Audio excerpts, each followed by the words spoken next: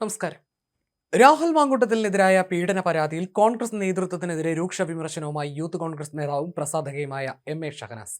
Rahul മാങ്കൂട്ടത്തിലിനെ youth Congress അധ്യക്ഷനാക്കിയ അന്നത്തെ president Shafi പറമ്പിലിന് താൻ മുന്നറിയിപ്പ് നൽകിയിരുന്നുവെന്നും എന്നാൽ അതിന് പുച്ഛവും പരിഹാസവുമാണ് മറുപടി ലഭിച്ചതെന്നും ഷഹനാസ് ഫേസ്ബുക്ക് പോസ്റ്റിൽ വെളിപ്പെടുത്തി.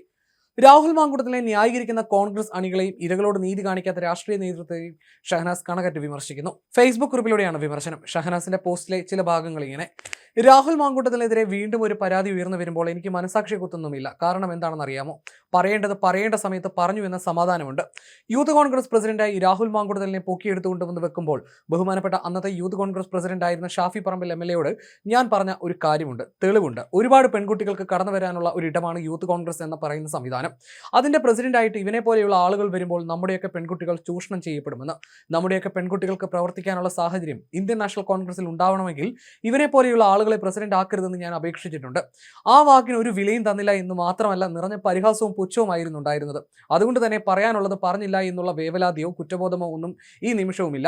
ഇന്നും പരാതിയായി വന്നിട്ടുള്ളത് 23 വയസ്സുള്ള പെൺകുട്ടിയാണ്. ആർക്കെങ്കിലും വേദന തോന്നുന്നുണ്ടോ? ഉണ്ടാവില്ല. എനിക്ക് തോന്നുന്നുണ്ട്. കാരണം എൻ്റെ മകൾക്ക് 21 വയസ്സാണ്. അതുണ്ടാവേണ്ടവർക്ക് അതുണ്ടോ എന്ന് ഒരു തോന്നലുമില്ല. കാരണം പീഡിപ്പിക്കപ്പെട്ടത് സ്വന്തം മകളോ ഭാര്യയോ അമ്മയോ സഹോദരിയോ ഒന്നുമല്ലല്ലോ, എവിടെയോ കിടക്കുന്ന ഒരു പെണ്ണ്. പ്രസംഗിക്കാൻ മാത്രമേ ഇവർ സ്ത്രീപക്ഷം പറയൂ.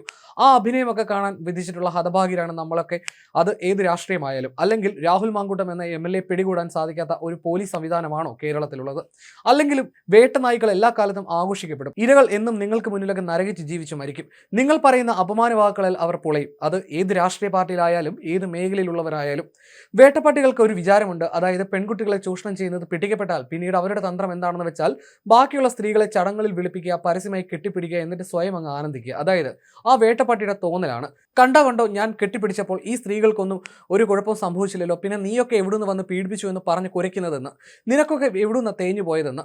എന്നിട്ടും അവരെ ചൂപ്പും വസ്ത്രമൊക്കെ അണിഞ്ഞ് ഇരയായ പെണ്ണിന്റെ മുന്നിൽ വന്ന് കൊഞ്ഞന് കുത്തിക്കൊണ്ടേയിരിക്കും. പക്ഷേ അനുഭവം കൊണ്ട് പറയുകയാണ്, നല്ല വേദനയാണ് ഇതിനൊക്കെ നിന്ന് കൊടുക്കുന്ന പെണ്ണുങ്ങൾക്ക്. ഒരു വിചാരമുണ്ട്, നിങ്ങൾ ഒരു പുരുഷനെ മഹാനാക്കിയെന്ന് തോന്നലാണ്. നിങ്ങളെ ഗതികേട് കൊണ്ട് ഈ പുകഴ്ത്തി പറയുന്ന അണികളുടെ ഉള്ളിൽ പോലും നിങ്ങളുടെ പുച്ഛമായിരിക്കും. ഒരു പെണ്ണ് ഇരയാക്കപ്പെടുമ്പോൾ ആ പെണ്ണിനൊപ്പം മുന്നോട്ട് വരണമെന്ന് ആഗ്രഹിച്ചിരുന്ന ഒരാളാണ് ഞാൻ.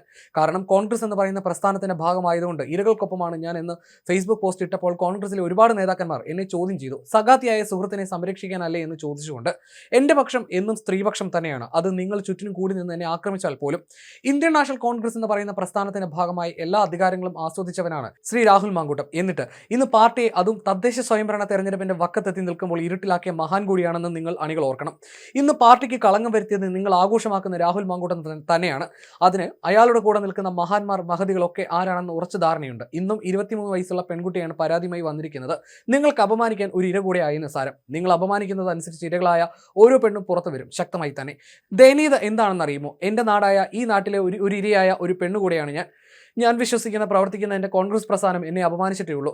എന്നെ ചൂഷണം ചെയ്ത വേട്ടപ്പട്ടിയെ കോഴിക്കോട് കോൺഗ്രസിന്റെ പ്രധാന പരിപാടിയിൽ പങ്കെടുപ്പിക്കുകയും പിന്നീട് അതിന് ഞാനെതിരെ പ്രതികരിച്ചപ്പോൾ DCC അധ്യക്ഷൻ DCC സെക്രട്ടറിയെ ആ വേട്ടപ്പട്ടിയുടെ വക്കീലാക്കി കൊടുക്കുകയും പിന്നീട് ഇപ്പോൾ ആ വക്കീലിന് ഉദ്ദിഷ്ട കാര്യത്തിന് ഉപകാര സ്മരണ പോലെ DCC ട്രഷറർ ആക്കുകയും ചെയ്ത ആളാണ്. എന്നിട്ടും ഇരയായ ആ DCC ഓഫീസിൽ പോകുന്ന എൻ്റെ ഗതികേടൊന്ന് ആലോചിച്ച് നോക്കൂ. കോൺഗ്രസിന്റെ നേതാക്കളായ VD സതീശൻ, രമേശ് ചെന്നിത്തല, രാജ്മോഹൻ ഉണ്ണിത്താൻ വ്യക്തമായ ധാരണയോടുകൂടെ അന്നു മുതൽ ഇന്ന് വരെ രാഹുൽ മാങ്കൂട്ടത്തെ എതിർത്ത് മാറ്റി നിർത്തിയവരാണ്. അവരോടുള്ള ബഹുമാനം കൂടിയിട്ടേ ഉള്ളൂ. എന്നാൽ അവർക്ക് എതിരാളി ആയതുകൊണ്ടാണ് അവനെ ഒതുക്കിയതെന്ന് പറയുന്ന വെട്ടുക്കിളി ഫാൻസിനോട് അവർക്കൊന്നും ഇവനൊരു ഇരയല്ല എന്ന് മനസ്സിലാക്കുക. പിന്നെയും കോൺഗ്രസിൽ ഗതികെട്ട് നിൽക്കുന്നത് എന്തിനാണെന്ന് ചോദിച്ചാൽ വീട്ടിൽ അരി വേവാനല്ല. അവരുടെ ഒന്നും തറവാട് സ്വത്തല്ല കോൺഗ്രസ് എന്നുള്ളത് കൊണ്ടാണ്. പിന്നെ രാഹുൽ മാങ്കൂട്ടം അധികാരം ഉപയോഗിച്ച് നടത്തിയ പീഡനങ്ങൾക്ക് കോൺഗ്രസ് എന്ന പ്രസ്ഥാനം ഉത്തരം പറയേണ്ടതില്ല എന്നാണ് വിശ്വസിക്കുന്നത്. മറിച്ച് ഒരു പീഡകന് വേണ്ടി അണികൾ പാർട്ടിയെ നേതാക്കന്മാരെയും കളങ്കപ്പെടുത്തരുത്. ഇനിയും ഞാൻ എഴുതും, ഇവിടെ തന്നെ ഉണ്ടാവും. തുറന്നെഴുതാൻ തന്നെയാണ് തൂലിക പടവാളാക്കിയത്, മറക്കേണ്ട ആരും എന്ന് പറഞ്ഞാണ് അവർ കുറിപ്പ് അവസാനിപ്പിക്കുന്നത്.